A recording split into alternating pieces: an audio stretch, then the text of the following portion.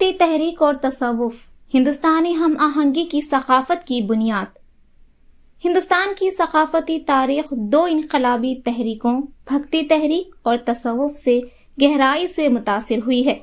عقیدت اور محبت کی بنیاد پر قائم یہ تحریکیں روحانیت کو نئے معنی دیتی ہیں، شمولیت کو فروغ دیتی ہیں اور ہندوستان کی ہم آہنگ ثقافت کی بنیاد رکھتی ہیں۔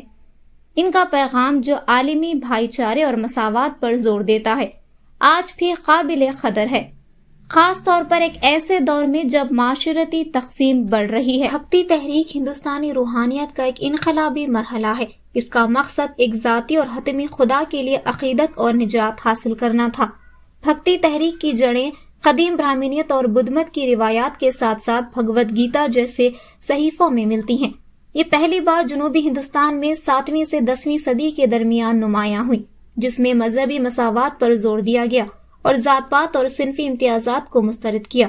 بھکتی تحریک نے روحانیت کو عوام کے لیے قابل رسائی بنایا۔ 11ویں صدی میں فلسفی رامانوجا نے اس تحریک کو نظریاتی گہرائی دی۔ دہلی سلطنت کے دور 13ویں صدی میں یہ تحریک شمالی ہندوستان میں ابھری اور اپنے منفرد سماجی و تاریخی سیاق و سباق میں پروان چڑھی۔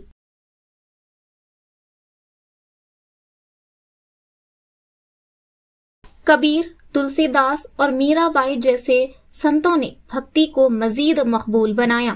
خاص طور پر کبیر کی توحید پر مبنی اور مساوات پر زور دینے والی سوچ نے اسے جنوبی ہندوستان کی روایات سے منفرد بنا دیا۔ تصوف، جو اسلام کے ہندوستان میں قیام کے ساتھ آیا، بھکتی تحریک سے کئی مماثلتیں رکھتا تھا۔ چشتی، سہروردی اور نقش بندی سلسلے نے محبت، شفقت اور عاجزی کو خدا سے قربت کا ذریعہ قرار دیا۔ صوفی بزرگ جیسے خواجہ معین الدین چشتی، بابا فرید اور حضرت نظام الدین اولیاء نے مذہبی سرحدوں سے بالاتر ہو کر پیروکاروں کو اپنی جانب متوجہ کیا اور بین المذاہب ہم آہنگی کو فروغ دیا۔ ان کی روحانی اجتماعات میں موسیقی اور شاعری کا استعمال کیا جاتا تھا، جس سے عقیدت ایک اجتماعی تجربہ بن گئی۔ بھکتی اور تصوف کے درمیان باہمی تعامل نے ایک شاندار ہم آہنگ ثقافت کو جنم دیا۔ دونوں تحریکوں نے خصوصیت کو مسترد کرتے ہوئے ذاتی عقیدت کو رسم و رواج پر فوقیت دی۔